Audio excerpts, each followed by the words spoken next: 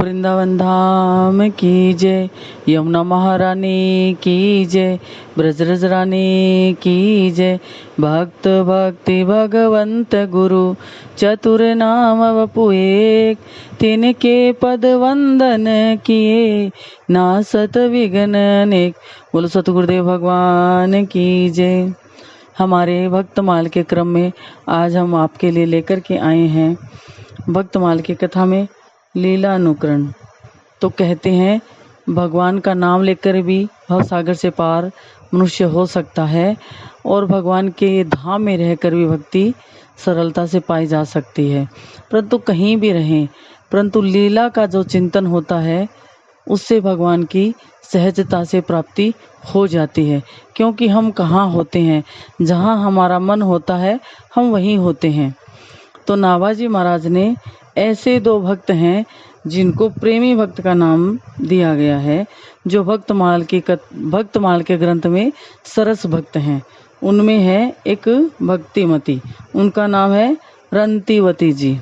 वो भगवान के सिमरन में सदा रहती थी और सिमरन करते करते भगवान का नाम लेते लेते उनका लीला में मन लगने लगा। और जब भी समय मिलता वो भगवान की कहीं कथा होती, भागवत होती या कहीं राम कथा होती, वहाँ चली जाती।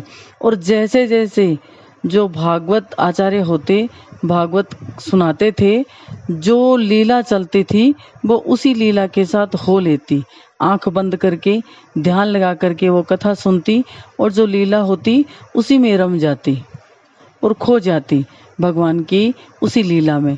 तो एक बार उनके गांव में कोई संत पधारे और उन्होंने भागवत कथा कही। और भागवत कथा के 10वें स्कंद का जब वर्णन चल रहा था तो ऊंखल लीला का क्रम आया। उस दिन उनके घर पर मेहमान आ गए तो वो कथा में जा नहीं पाई। मन इतना जल रहा था, अब करे तो क्या करे, क्योंकि गृहस्थ धर्म का पालन भी जरूरी था और कथा में ना जा पाई। तो उनका बेटा था, वो जो भी कथा सुनकर के आती थी उनका चिंतन करने के लिए, बार बार मनन करने के लिए घर में वही जो लेकर के आती कथा अपने बच्चे को और परिवार वालों को सुनाती। तो उसका बेटा भी भगवान की कथा में मन लगाने वाला बन गया था। आज माँ नहीं जा पाई तो माँ ने बेटे से कहा कि आज मैं नहीं जा रही हूँ, तू कथा सुन के आ और जो महात्मा जी बताते हैं वैसी की वैसी कथा आकर के मुझे बता देना। और वो काम में लगी रही, परंतु उसका मन वहीं कथा पंडाल में लगा रहा। मन में सोचा कि आज पता नहीं महात्मा जी क्या कथा सुनाएंगे और ऊंखल लीला कैसे बताएंगे, क्या करेंगे, क्या कहेंगे। उसी में उनका चिंतन रहा और घर का कार्य भी वो करती रही। हाथों से कीजिए घर का काम, मुख से लीजिए हरि का नाम। इसी क्रम में कथा समाप्त हुई और उनका बेटा जब घर आया तो सारा काम निपटा करके बेटे को पास प्रेम से बिठाया और पूछा कि सुना आज महात्मा जी ने क्या कहा। तो बेटे ने जो कथा सुनी वही वैसी की वैसी कथा सुना दी। तो आज उनके पुत्र ने सुनाया कि मामा आपको पता है महात्मा जी ने आज ऊंख लीला सुनाई। ऊंख लीला में ये सुनाया कि माँ ठाकुर जी ने दही दूध की मटकी फोड़ दी, दही की मटकी फोड़ दी तो यशोदा मैया को क्रोध आया और वो छड़ी लेकर के ठाकुर जी के पीछे दौड़ती है। ठाकुर जी पकड़ में नहीं आते हैं और फिर मैया को थका देख करके अपनी मैया के को दौड़ते पीछे मुड़ मुड़ कर देख रहे थे ठाकुर जी। तो जब मैया पसीने में लथपथ हो गई तो ठाकुर जी को दया लगी और वो पकड़ में आ गए। जब पकड़ में आ गए तो माँ ने कहा कि तू आजकल बहुत उत्पात करता है, मैं आज तुझे सबक सिखाऊंगी और तुझे बांध दूंगी। सबने मना किया, अरे मैया इतने छोटे से बालक पर इतना क्रोध अच्छा नहीं है, पर माँ नहीं मानी और माँ ने ठाकुर जी को ऊंखल से बांध दिया और माँ तो काम में लग गई। और ऊंखल से बांध करके माँ तो काम में लग गई। इधर हमारे छोटे से ठाकुर जी ऊंखल को घसीटते हुए वहां से निकलते हैं और जो दो आंगन में खड़े वृक्ष थे उनमें जाकर ठाकुर जी तो निकल जाते हैं और उनका ऊंखल पेड़ में अटक जाता है और ठाकुर जी बहुत जोर लगाते हैं तो उनकी कमर में थोड़ी लग गई। ये कथा जब पुत्र बता रहा था तो कहते हैं वो प्रेमी भक्ता वो रंतीवंती जी भगवान की कथा में इतनी व्याकुल हो गई और कहते हैं प्रेम प्रगाढ़ होकर के वो उस लीला भाव में प्रवेश कर गई कि काश मैं भी वहीं होती तो यशोदा मैया को ठाकुर जी को ऊँखल से नहीं बांधने देती। और ठाकुर जी को कितना कष्ट हुआ होगा, और मेरे ठाकुर जी कैसे उन दोनों पेड़ों के बीच में फंस गए। न जाने उनकी कमर के कितनी लगी होगी। मैं होती तो दवा लगाती, हाय मैं नहीं थी। ऐसे करते करते करते करते विरह भाव में वो इतनी बह गई कि न जाने वो कब अपने प्राण भगवान के उसी प्रेम उसी कथा में उन्होंने अपने प्राण त्याग दिए। और भगवान की कहते हैं कि भगवान की लीला में रत रहने वाली उस रंतीवंती जी ने इसी कली काल में भगवान को लीला सिमरन से ही पा कर के दिखाया। और उसी क्रम में एक थे प्रेमी भक्त। वो भगत थे जगन्नाथ धाम में नरसिंह भगवान की लीला का मंचन हुआ करता था, रामलीला का मंचन हुआ करता था, परंतु वो नरसिंह भगवान का ही चरित्र किया करते थे और उनको वही प्रसंग अच्छा लगता था। और कहते हैं नरसिंह भगवान उनको लीला भगवान की लीला में वो रहने वाले थे, हर वक्त वो भगवान की लीला में रहते थे। तो एक बार क्या होता है,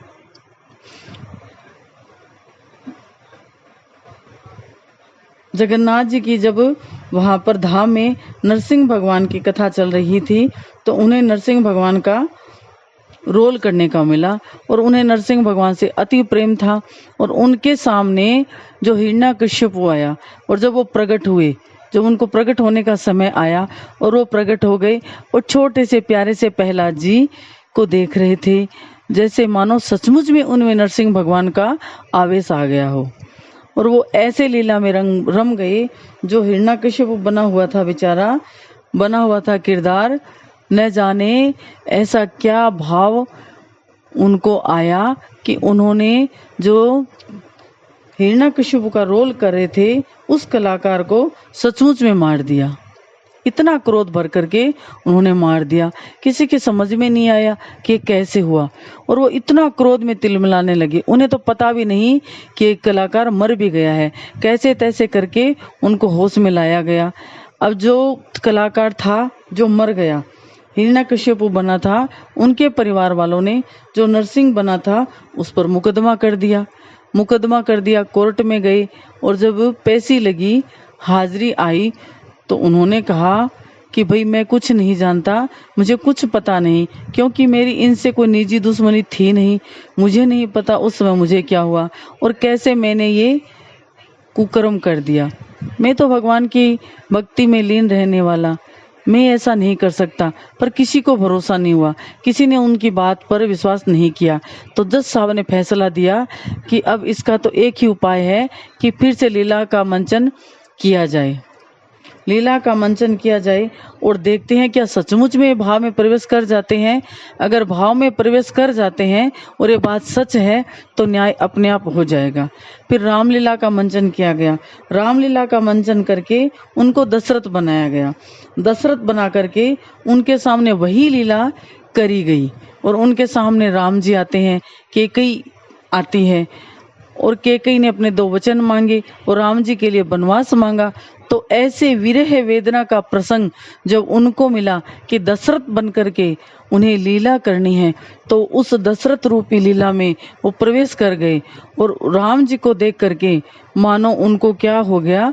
और सचमुच में जो लीलाधारी लीला बने हुए थे, लीला में जो कलाकार राम बने हुए थे, उनमें सचमुच में उन्हें राम के दर्शन होने लगे। और जैसे ही राम जी वन को जाने लगे, वो दहाड़े मार मार के हाँ राम, हाँ राम, हाँ लक्ष्मण, हाँ लक्ष्मण, हाँ सीते, हाँ सीते, हाँ राम, हाँ राम कहते कहते उन्होंने सचमुच में अपने प्राण त्याग दिए।